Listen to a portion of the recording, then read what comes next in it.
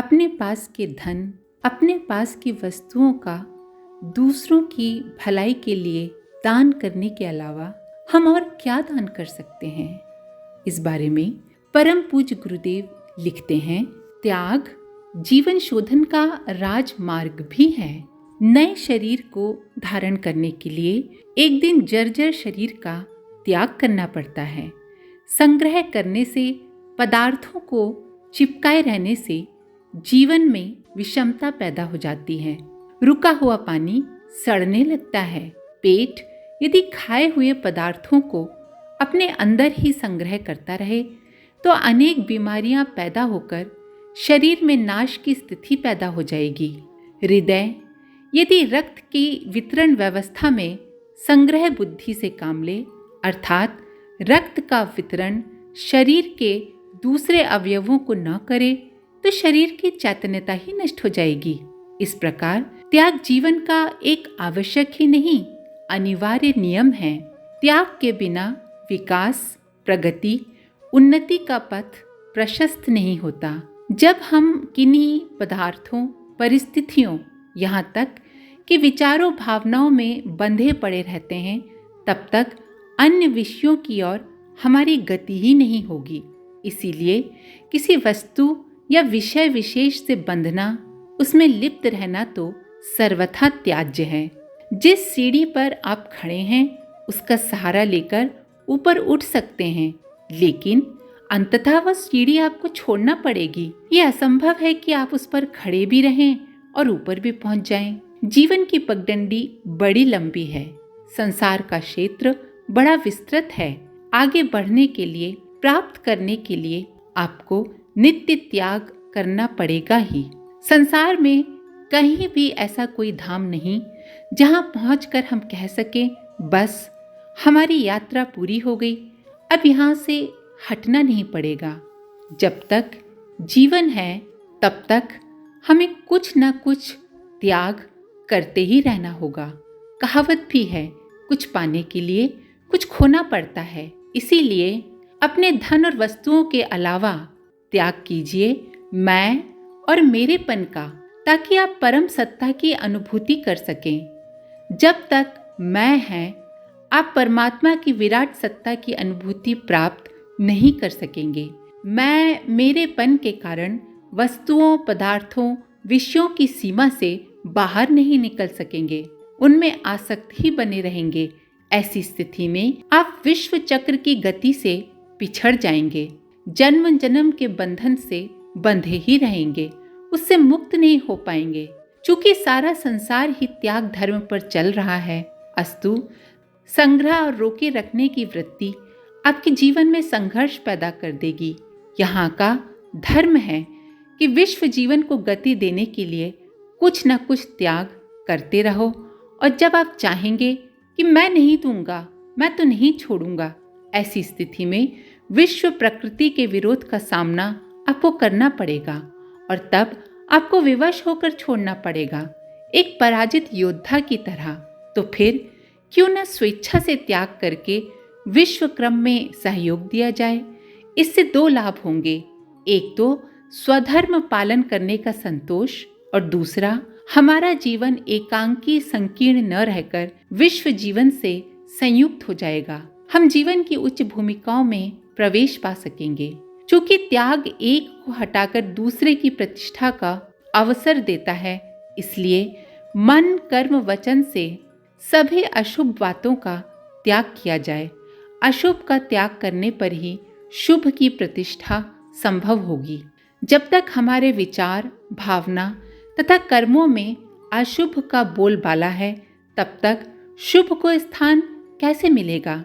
जिस तरह द्वार के किवाड़ को खोलते ही सूर्य का प्रकाश सहज ही घर प्रकाशित कर देता है, उसी तरह जीवन से अशुद्ध तत्वों को निकाल देने पर शुभ का उदय अपने आप हो जाता है। बुराइयों के छूटते ही अच्छाइयाँ स्वतः पैदा हो जाती हैं। क्रोध, ईर्ष्या, द्वेष, ममता, लोभ आदि बुराइयों के छूटने पर दया, प्रेम, करुणा, श्रद्धा, तितीक्षा, शम, दम आदि सत तत्वों का उदय होने लगता है। हमें उन सभी कार्य, व्यवहार और प्रवृत्तियों का त्याग करना चाहिए जो अशुभ से, असत्य से प्रेरित हैं, जिनका परिणाम सदैव दुखदायी और पतन की ओर ले जाने वाला होता है। विषय वासना और उनसे प्रेरित भोगों का त्याग करना आवश्यक है, क्योंकि इनके रहते हुए जीवन में उच्च आदर्शों की प्रतिष्ठा संभव नहीं होती। मनुष्य की शक्तियां अस्त व्यस्त एवं क्षीण हो जाती हैं। इनमें लिप्त रहने से आध्यात्मिक एवं भौतिक किसी भी क्षेत्र में ऐसी सफलता नहीं मिलती जिससे संतोष मिल सके। व्यक्ति की दिनों दिन विषय वासनाओं में आसक्ति बढ़ती ही जाती है और वह इनके जंजाल से छूट नहीं पाता। इनसे कई मानसिक जटिलताएं भी दिनों दिन बढ़ती जाती हैं। विषय भोगों का चिंतन तो जीवन में कई तरह की विषमताएं पैदा कर देता है। गीता में भी लिखा है, विषयों का चिंतन करने से उनमें आसक्ति पैदा हो जाती है। विषयों की आसक्ति से कामना उत्पन्न होती है और कामना यदि पूर्ण न हो तो क्रोध की उत्पत्ति होती है। इस तरह विषयों के चिंतन मात्र से ही अनेकानेक मानसिक जटिलताएं उत्पन्न हो जाती हैं और मनुष्य अपने श्रेय पथ से विचलित हो जाता है।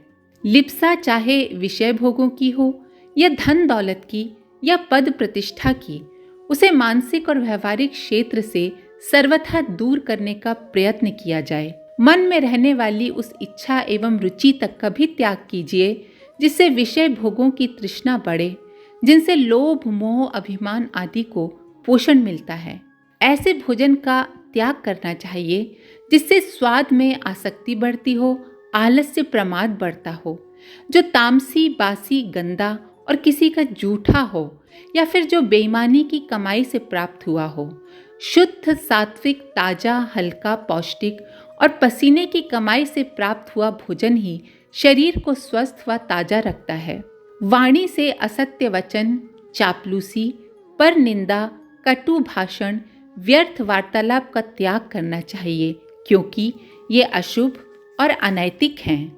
इनसे जीवन में कलह, पश्चाताप, लड़ाई झगड़े, अशांति पैदा हो सकते हैं। परस्पर के संबंध खराब हो जाते हैं। उन सभी दृश्यों तथा प्रसंगों से दूर रहें जिनसे दूषित मनोभावों या वासनाओं को पोषण मिलता है। मनुष्य जो कुछ भी देखता है उसकी प्रतिक्रिया मन पर होती है।